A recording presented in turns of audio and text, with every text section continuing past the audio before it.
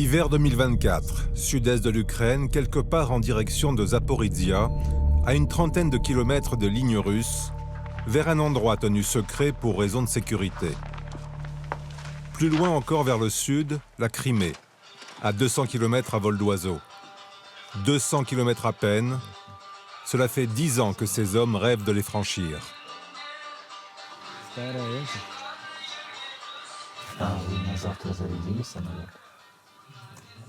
Заряжен. Вот этот. Готовим самолет на завтра. На миссию.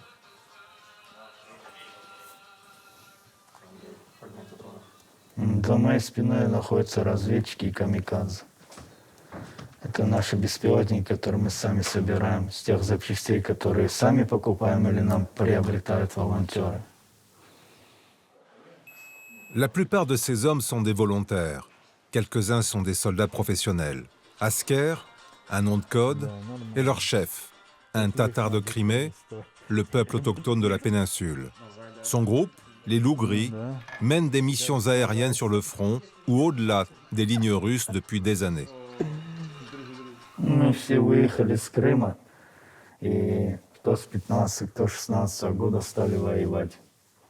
Потому что враг пришел на нашу землю, и нам пришлось покинуть ее, потому что мы ничего не могли сделать. И с тех дней будет скоро 10 лет, как мы на этом пути, на пути борьбы с оккупантами. Мы берем, читаем, там, изучаем топографию, хирургию изучаем, техника боя. Мы свою историю очень хорошо знаем. Поэтому мы здесь и поэтому мы воюем.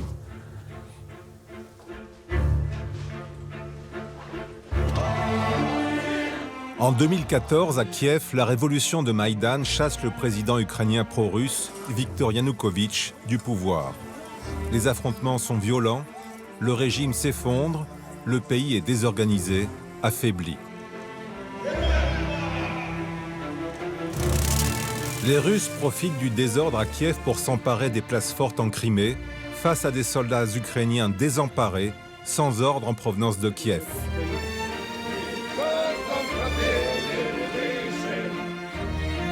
La Crimée, c'est cette péninsule au sud de l'Ukraine qui baigne dans la mer Noire. Depuis Catherine II, à la fin du XVIIIe siècle, Moscou la considère comme une terre russe. En 2014, profitant du désordre à Kiev, Poutine l'annexe de force à l'issue d'un référendum illégal.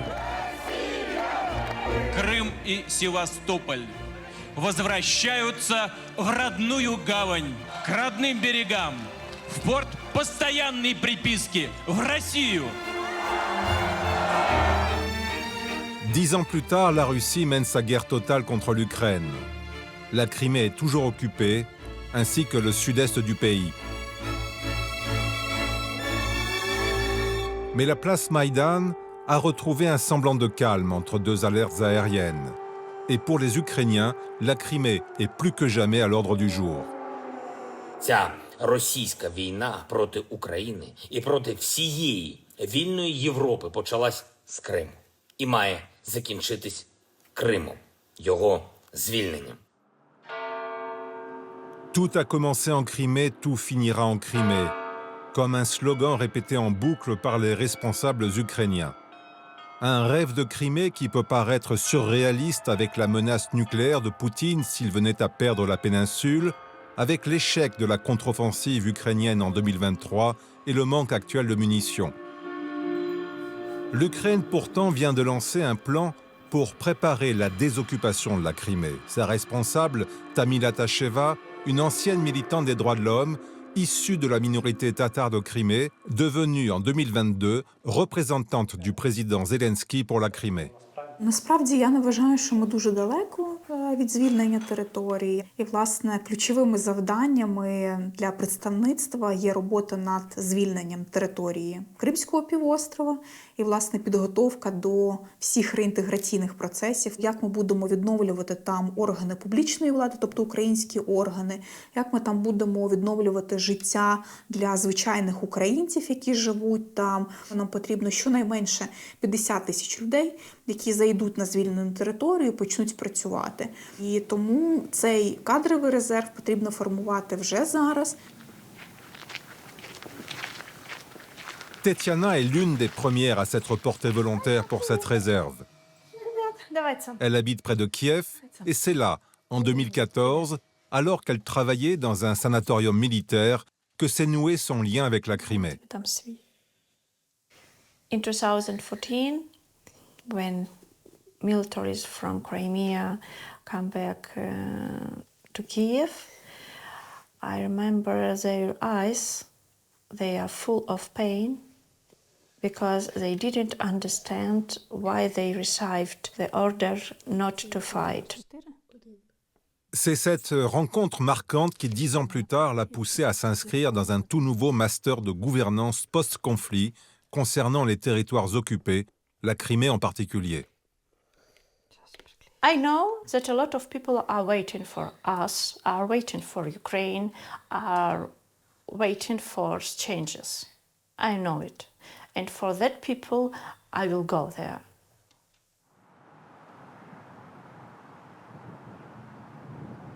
Доброго ранку, шановні колеги. Рада всіх бачити. Якщо оголошується повітряна тривога, ми всією групою рухаємося в шелтер.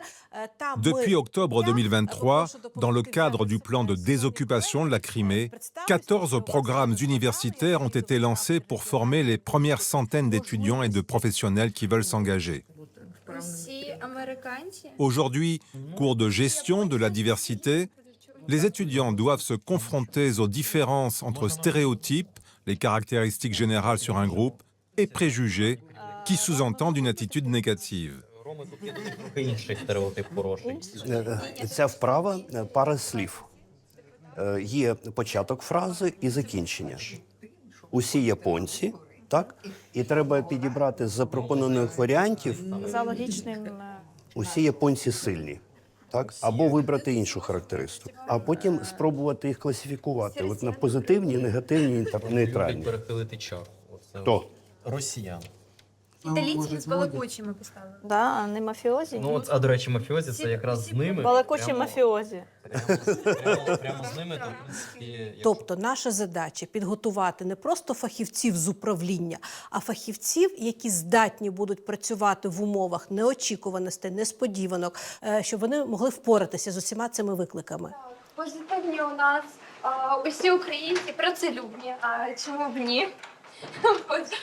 Усі домогосподарки добре виховують дітей, ну тому що швидше за все жінка має достатньо, такий стереотип, але жінка має достатньо часу, щоб займатися вихованням дітей. Дякую.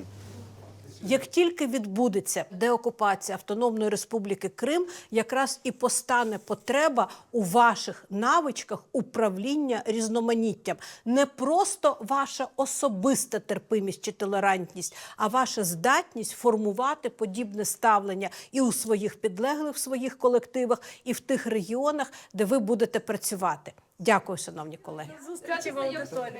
Pour Tetiana, ce cours lui a aussi fait voir différemment l'impact des stéréotypes colportés sur les Ukrainiens comme des gens lâches et sous-éduqués. Я побачила, що те, про що говориться про українців в російських фільмах, серіалах, начебто жартома, насправді це такий стереотип, який нав'язувався всьому світові, і ці стереотипи не підтверджені, тому що українці довели своїми вчинками, що ми є волелюбний народ, ми працездатні, ми працелюбні, і ми будемо боротися і захищатися до кінця. Ce que Tetiana apprend au cours de son master, Tamila Tacheva en élabore la politique au plus haut niveau. Ce jour-là, avec la 7e session depuis août 2023 du Conseil pour la désoccupation cognitive. Чим буде українська мова в Криму після звільнення Криму? Яким чином ми будемо кримчан повертати до української мови? Ми пропонували наприклад, вивчення англійської мови чи інших європейських мов через українську. Не російської. Це дуже конкретна ціль. Інформування громадськості про порушення прав держави окупанта. Пане Андрій, пане Ірина, тут рука у пані. Когнітивна деокупація – це робота з розумами людей, візіями людей щодо свого майбутнього на цій території. Оця комунікація між людьми, які проживали на окупованій території, ці зв'язки нам потрібно буде відновлювати. І яким чином це робити, які інструменти для цього використовувати, які проблеми нам потрібно буде долати, ми думаємо про це вже зараз. Ce rêve de Crimée, pourtant, paraît si lointain sur le plan militaire, alors que le front est figé. Dans les bureaux de Tamila Tacheva, le seul moyen de rêver est de se lancer dans une réalité virtuelle et de survoler des paysages inaccessibles.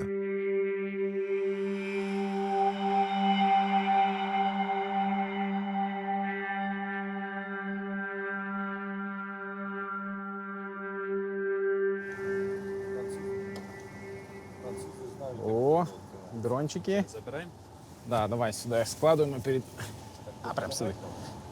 Ну, можете допомогти. Kemal, propriétaire avec sa famille de 3 restaurants tatars à Kiev, le sait mieux que personne. Il a décidé de ne pas seulement rêver, mais d'agir à sa façon, comme ici, avec ses drones payés par Moussafir, déposés le temps d'une photo pour la page Facebook du restaurant. Окей, я думаю, хватить. Це робота всіх нас тут. Я всім дуже дякую за те, що ви приєдналися для цієї покупки. Да? Сподіваємося, що це допоможе нашим захисникам. Слава Україні! Героям слава! La famille de Kemal possédait le Moussafir, restaurant très connu à Bakhchisaray, la cité historique des Tatars en Crimée, que les Russes ont fermée en 2014. Salam alaikum. Salami. Les Tatars sont un peuple de langue turque de religion musulmane, déporté massivement par Staline en 1944, revenu en Crimée à la chute de l'URSS, et le seul groupe à s'être opposé à l'annexion. Kemal fait partie de ceux qui ont été approchés par les équipes de Tamila Tacheva juste après les contre-offensives victorieuses de l'automne 2022. So at that point, I think there was a lot of euphoria and expectation that we could push them all the way. They were contacting Crimean Tatar businesses or Ukrainian businesses and asking, would you go back to Crimea? Would you restart business there? And so forth. And when I looked at it, I had an impression that it was somehow too early to speak about it. We didn't win the war. You really need to focus on today and what to do, because there was no indication that our army, with the level of support that it had, could easily push the Russians all the way to Crimea, out of Crimea. Right? There are people dying on the front, and there are people here like us, who, if you look day to day, there is almost like no war. Right? I mean, we work, people get salaries, everything goes normal, customers come, they laugh, they're happy. And there is this huge disconnect. Therefore, we have to invest in helping those who have nothing of this, who are dying for us.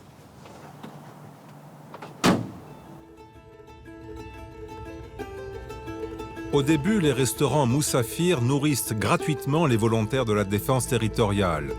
Quand l'étau se dessert de Kiev, la nature des besoins change. Il entre bientôt en contact avec Seri, une vieille connaissance de Crimée, ex-politicien et entrepreneur devenu officier depuis le début de l'invasion totale. What they try to build is a command center for the brigade.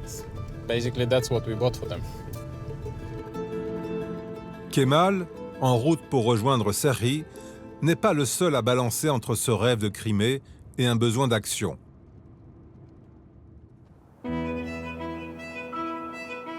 Aussi surprenant que cela puisse paraître, le bureau du procureur général de Crimée, hébergé à Kiev, continue son travail à distance. Хотів обговорити питання по перевезенню зерна через Крим. Чи продовжуються схеми? Так. Це провадження є літерним за фактом вивезення саме з викраденого зерна з материкової частини України до інших країн. Так, Le parquet aura besoin de plus de 400 procureurs au premier jour de la libération de la Crimée, contre 35 aujourd'hui. Un défi énorme au vu des nombreuses enquêtes pour crimes de guerre qui les attendent et des affaires initiées par les occupants russes. В першу чергу це знайти людей, які готові будуть працювати в Криму, оскільки ми не знаємо, в якому стані буде Крим після його деокупації. Це складне завдання. Pour Nariman Sulaymanov, lui-même tatar de Crimée, le choix sera très facile. Il a quitté temporairement son travail de procureur au début de l'invasion en 2022 pour rejoindre une brigade d'artillerie, notamment sur le front de Bakhmout.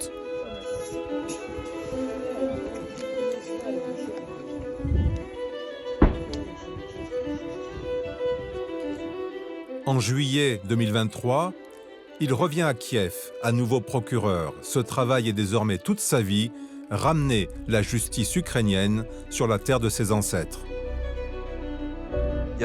Я сказав, мабуть, що я буду першим прокурором, який зайде в Крим. Зайде в Крим, я маю на увазі, що якщо Збройні сили будуть там, якщо Збройні сили зайдуть в Крим, я туди зайду разом з Збройними силами або як прокурор, або як військовослужбовець.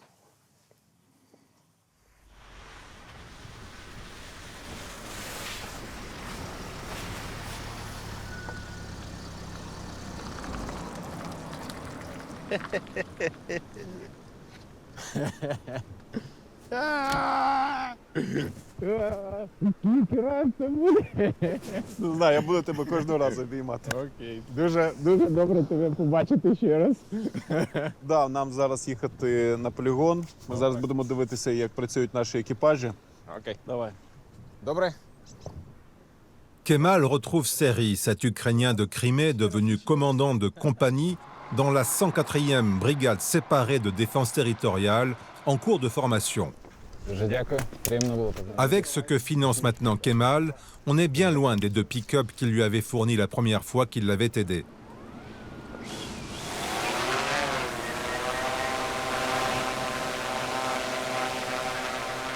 У нас є дрон літакового типу, він може залітати на 30 кілометрів в глибину. Ці хлопці цінні, але їхня цінність полягає в тому, що вони знаходять цілі. Цей стрім передається в кімнату ситуаційної обізнаності, куди ми зараз поїдемо, і ти побачиш те, що бачать вони. Цей пілот керує камерою. Тільки камерою. Да. Вспомогательний пульт получил управління подвесом Ай. Тобто від цих хлопців залежить все. Я хочу сказати, що це люди, які нещодавно були цивільними, нещодавно. Тобто, 3-й місяць людина ніколи не знала, що таке дрони, а сьогодні вона... Армія не знала.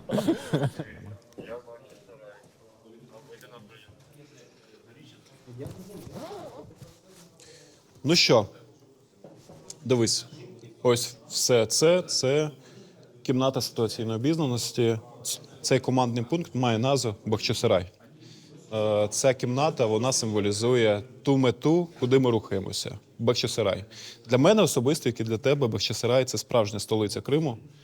Тому, от коли ми поставимо там українські кримськотатарські прапори, значить наша місія в цілому буде завершена. Це те, що ти нам подарував. Так. Можна сфотографувати? Так, звичайно.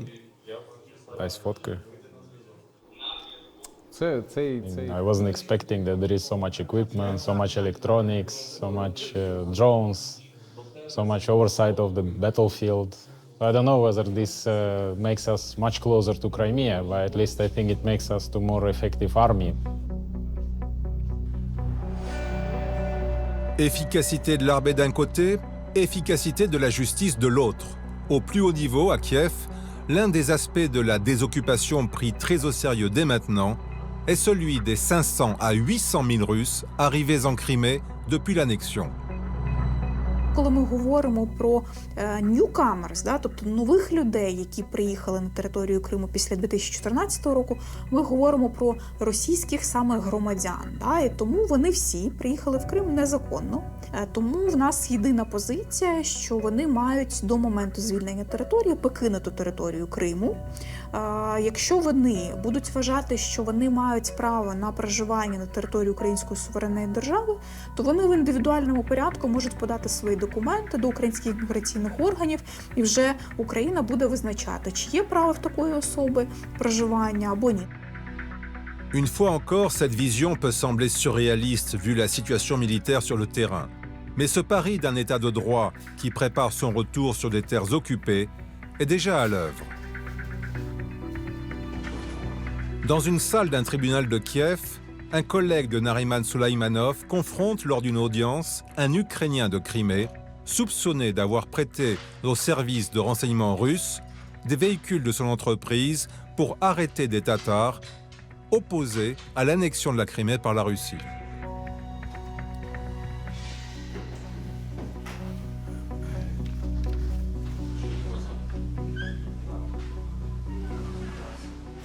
Шановний суд, я би хотів, щоб ми відновили, дослідили оці два аспекти по двом номерам, які стороною обвинувачення вказуються в обвинувальному акті, а також одне спілкування щодо в меседжері, зокрема про те, що особою виділялися автобуси саме для працівників ФСБ для проведення слідчих дій. Телефон взламывался и менялись пароли после задержания.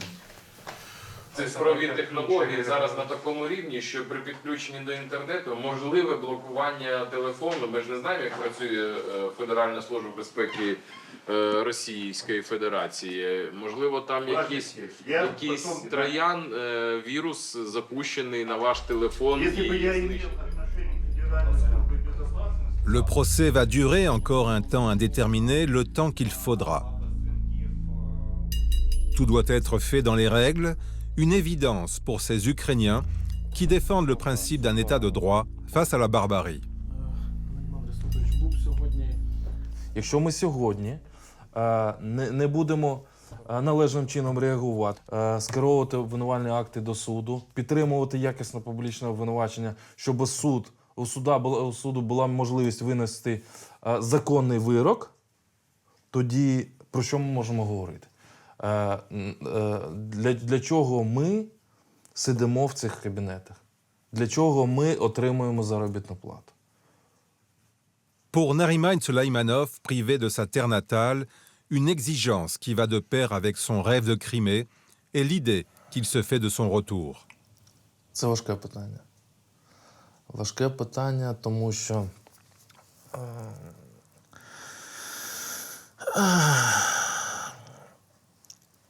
мені дуже рідко, десь рази 3, може, за весь час снилось, як я приїхав додому.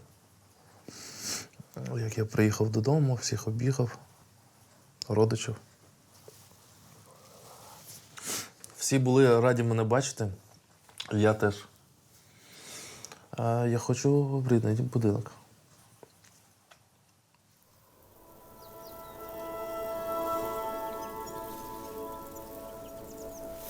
Un rêve de Crimée, inaccessible, pour combien de temps? Ce même rêve pour lequel Asker et ses loups gris se battent tous les jours sur le front de Zaporizhia. Cette Crimée que ces drones survolent depuis des années, ravivant à chaque mission frustration et espérance. Моя мечта побыстрее попасть домой любым способом, пешком, с вертолета, с самолета, вплавь, ползком, на танке. Но самое, чтобы я это сделал первым. Буду заходить в Крым и, дай Бог, больше оттуда не уеду. Бисмилля, Аллаху Акбар. Давай.